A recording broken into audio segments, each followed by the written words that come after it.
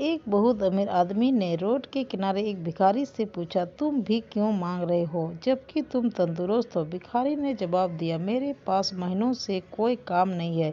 अगर आप मुझे कोई नौकरी दे तो मैं अभी से भीख मांगना छोड़ दूं। अमीर मुस्कुराया और कहा, मैं तुम्हें कोई नौकरी तो नहीं दे सकता, लेकिन मेरे पास इससे भी अच्छा कुछ है। क्यों नहीं तुम मेरे बिजनेस पार्टनर बन जाओ? भिखारी को उसके कहे पर यकीन नहीं हुआ। ये आप क्या कह रहे हैं? क्या ऐसा मुमकिन है? हाँ, मेरे पास एक चावल का प्लांट है। तुम चावल बाजार में सप्लाई करो और जो भी मुनाफा होगा उसे हम महीनों के अंत में आपस में बांट लेंगे। भिखारी की आंखों से खुशी के आंसू निकल पड़े। आप मेरे लिए जन्नत के फरिश्ते बनकर आए हैं।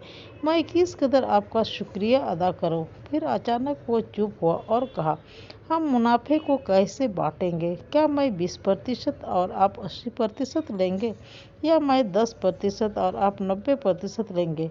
जो भी हो, मैं तैयार हूँ और बहुत खुश हूँ। अमीर आदमी ने बड़े प्यार से उसके सर पर हाथ रखा। मुझे मुनाफे का केवल 10% चाहिए, बाकी 90% तुम्हारा, ताकि तुम तरक्की कर सको। भिखारी अपने घुटने के बल गिर पड़ा और रोते हुए बोला, आप जैसा कहेंगे मैं वैसा ही करूँगा। मैं आपका बहुत शुक्रगुजार हूँ। और अगले दिन से भिखारी ने काम शुरू कर दिया। उम्दा चावल और बाजार से सस्ते और दिन रात की मेहनत से बहुत जल्दी ही उसकी बिक्री काफ़ी बढ़ गई। रोज बरोज तरक्की होने लगी। और फिर वो दिन भी आया जब मुनाफा बांटना था, और वो 10% भी अब उससे बहुत ज़्यादा लग रहा था। उतना उस भिखारी ने कभी सोचा भी नहीं था। अचानक एक शैतानी ख्याल उसके दिमाग में आया। दिन रात मेहनत मैंने की है और उस अमीर आदमी ने कोई भी काम नहीं किया सिवाय मुझे अवसर देने के। मैं उसे ये 10% हिस्सा क्यों दूँ? वो इसका हकदार बिल्कुल भी नहीं है। और फिर वो अमीर आदमी अपने नियत समय पर मुनाफे में अपना हिस्सा 10% वसूलने आया। और भिखारी ने जवाब दिया, अभी कुछ हिसाब बाकी है। मुझे यहाँ नुकसान हुआ है।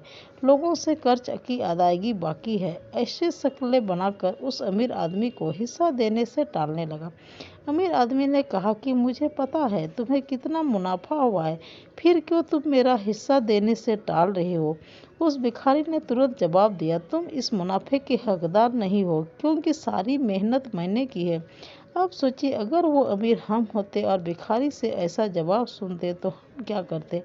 ठीक इसी तरह भगवान ने हमें जिंदगी दी, हाथ पैर आँख कान दिमाग दिया, सूझबूझ दी, बोलने को जुबान दी, जज्बात दिए। हमें याद रखना चाहिए कि दिन के 24 घंटों में 10% भगवान का हक है। हमें इसे राजी खुशी भगवान के नाम सुमरन में अदा करना चाहिए। अपनी आय से 10% निकाल कर अच्छे कामों में लगाना चाहिए और भगवान का शुक्रिया अदा करना चाहिए जिसने हमें ज़िंदगी दी, सुख दी।